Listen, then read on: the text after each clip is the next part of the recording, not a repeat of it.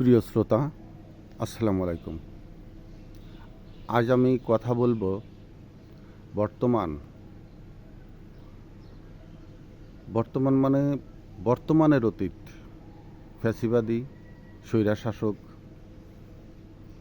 খুনি, দেশবিরোধী যে এক শাসক বাংলাদেশের উপর চড়ে বসেছিল, সেই সরকার কীভাবে, কী নিকৃষ্ট মনোবাসনায় ডিজিএফআই এবং এনএসআইকে ব্যবহার করেছে। 1971 সালের 14ই ডিসেম্বর যে বুদ্ধিজীবী হত্যাকাণ্ড ঘটে, যার দায়িত্ব দায়ভার আল বদর আল শামসের উপরে দেয়া হয়, আদতে সেটি ছিল মুজিব বাহিনীর নিকৃষ্ট চিন্তাভাবনার ফসল, অর্থাৎ রয়ের এজেন্ডা বাস্তবায়ন। ওই লিস্টও 1-2 দিনে হয়নি, দীর্ঘ সময় ধরে পর্যবেক্ষণ করে লিস্ট করে মুজিব বাহিনীর হাতে তুলে দেওয়া হয় এবং মুজিব বাহিনী সেটি বাস্তবায়ন করে। সেই ধারাবাহিকতা এখনও বাংলাদেশে আছে। কিভাবে নীরবে নিশ্চুপে এই কাজটি করেছে তার কিছু সুনির্দিষ্ট ধারণা আপনাদের কাছে তুলে ধরতে চাচ্ছি।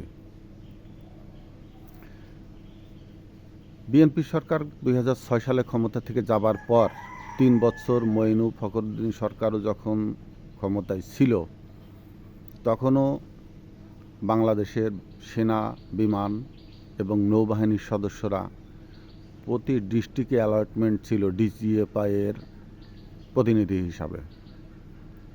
ডিজিএফআই এর কাজ মূলত অবৈধ অস্ত্রর সন্ধান, মূল কাজ হলো দেশদ্রোহীর সাথে জড়িত বাইরের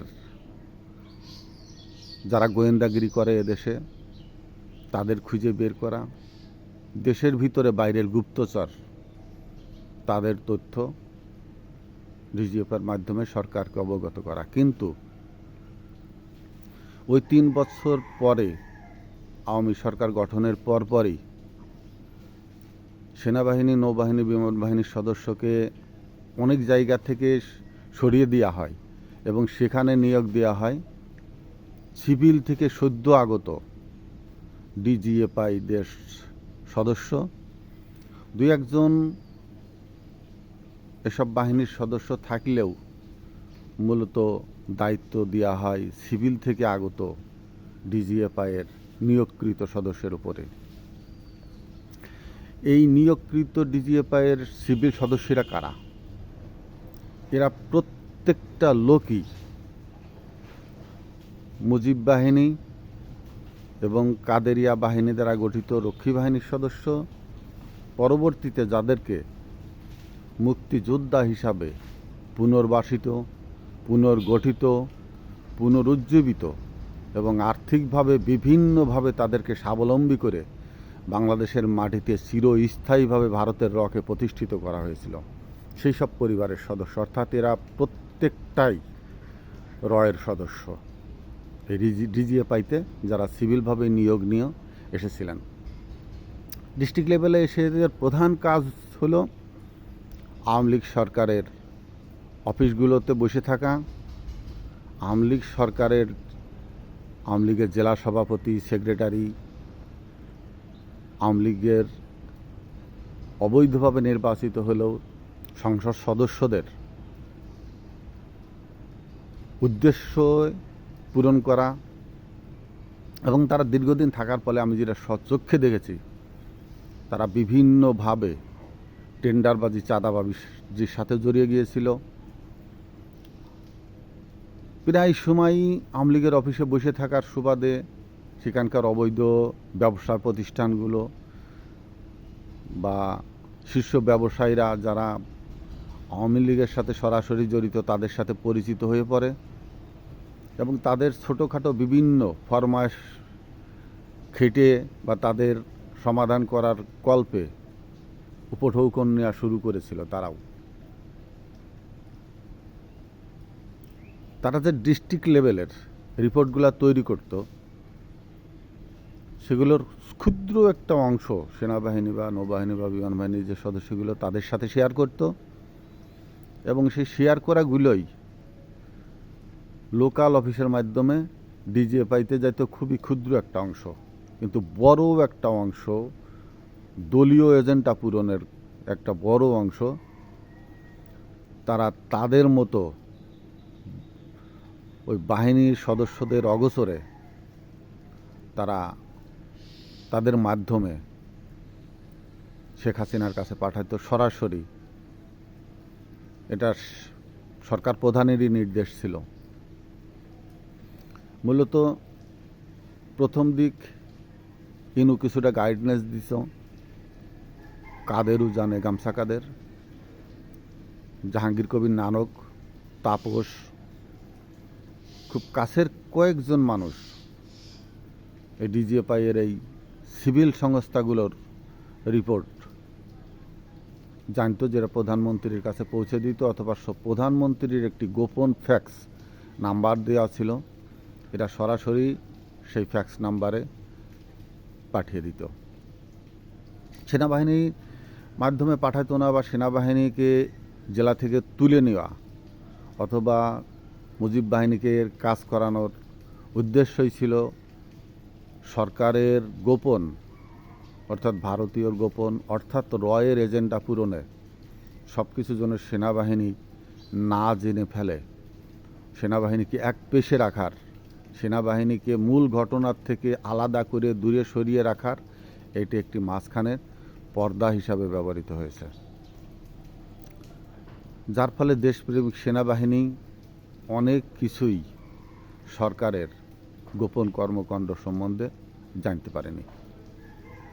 এবার এনএসআই কি মর্মান্তিক সাংঘাতিক একটি কাজ এদেশে করেছে এনএসআই, আপনি শুনলে শিউরে উঠবেন। এনএসআই এই মুজিব বাহিনীর রয়ের সদস্যরা, আপনি যদি এদের ডয়ারের প্রতি স্তরে স্তরে ফাইলগুলোতে খুঁজে দেখেন, যে কোনো একটি পরিবারের কয়জন সদস্য, কয়জন ভোটার, কয়জন ছেলে মেয়ে কত সালে ভোটার হবে, এই বাড়ি থেকে কে কে ভোট কেন্দ্রে গেলে কিসে ভোট দেবে, সুনির্দিষ্টভাবে এদের প্রত্যেকটা সদস্যের বায়োডাটা এদের কাছে সংরক্ষিত আছে। আপনি মনে করেন বিএনপি করেন, কিন্তু প্রতি জেলায় বিএনপি বিভক্ত আছে। এই বিএনপির গ্রুপিং করে, কোন গ্রুপের সদস্য সে, কোন গ্রুপ আওয়ামী লীগের সাথে গোপনে আতাত করে চলে, এরা গেলে নৌকার ভোট দেবে, কোন গ্রুপ আওয়ামী লীগের সাথে আতাত করে চলে না, এরা গেলে ভোট দেবে না, এই লিস্ট এনএসআই এর কাছে আছে, ছিল। আপনি একটা জিনিস লক্ষ্য করেছেন, হুট করে মেজর হাফিজকে বিএনপির স্থায়ী কমিটির সদস্য এবং মূল নীতি নির্ধারকদের ভিতরে একজন করা হয়েছে। এই 15 বৎসর বা তারও অধিক সময় বাইরে থাকা মেজর হাফিজকে দলে কেন হঠাৎ করে ডাক্তার জাহিদ এবং মেজর হাফিজকে একবার শীর্ষস্থানে তুলে নেওয়া হলো? এই যে ভেদাভেদটা, ফখরুলের সাথে কখনো মেজর হাফিজ সাহেবকে দেখা যাচ্ছে, সেখানে আমানুল্লাহরা নাই, আমানুল্লাহ আছে, মেজর হাফিজরা নাই। এই ভাঙনগুলো, এই দলের গ্রুপিংগুলো খুব সুকৌশলে ডিজিএফআই এবং এনএসআইকে দিয়ে সৃষ্টি করেছে। যদি ৭১-এর 14 ডিসেম্বরের মতো কোনো অবস্থার সৃষ্টি হতো এদেশে, এনএসআইর কাছে এমনভাবে নিখুঁত লিস্ট তৈরি করা আছে, ভারতীয়রা এসে প্রথমে কাদের এদেশ থেকে হত্যা করবে, এদেশ থেকে তাদের দেশে অপহরণ করে নিয়ে যাবে, কারা আওয়ামী লীগের বাইরে ভয়েস রেজ করতে সক্ষম, এর সুনির্দিষ্ট লিস্ট এনএসআইয়ের কাছে ছিল। ভাগ্যক্রমে আমরা বেঁচে গেছি। আমি জানি না এনএসআই সেই লিস্টগুলো কী করেছে, সরাতে পেরেছে নাকি তাদের ফাইলে রেখেই তারা সরে গেছে। যদি হয়, দ্রুত তত্ত্বাবধায়ক সরকারের কাছে, অন্তর্বর্তীকালীন সরকারের কাছে আমার আবেদন, সেসব ফাইলগুলো সিজ করা হোক এবং তদন্ত করা হোক। বিগত 15 বৎসরে এ ডিজিএফআই এবং এনএসএ নিয়োগকৃত সদস্যদের দ্রুত সরকারের আইনের আওতায় এনে তাদের কাছ থেকে পুঙ্খানুপুঙ্খ তথ্য নিয়ে তাদের বিরুদ্ধে পদক্ষেপ গ্রহণ করা হোক। বড় সাংঘাতিক ভুল হয়ে যাবে যদি এদেরকে সামনে না আনা হয়, এদেরকে এসব বাহিনীর ভিতরেই পুনর্বাসিত করা হয়, দেশ অরক্ষিতই থেকে যাবে। অতএব বিষয়টি ভেবে দেখবেন বলে আশা করছি। আসসালামু আলাইকুম।